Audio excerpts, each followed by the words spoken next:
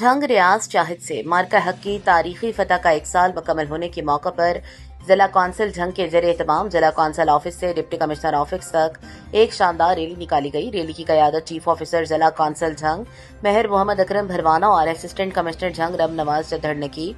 Rally में जिला council के अफसरान, मुलाजमीन और शहरियों की बड़ी तादाद ने शिरकत की। शुरका ने हाथों में पाकिस्तानी परचम उठा रखे थे, जबकि पाक फौज से भरपूर इजहार यकजहती किया गया।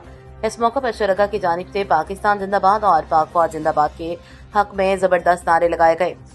चीफ ऑफिसर जिला कौंसिल मेहर मोहम्मद अकरम भरवाना ने खिताब करते हुए कहा, मार्का हक की कामयाबी कौमी इत्तेहाद, बहादुरी और कुर्बानियों की रोशन मिसाल है।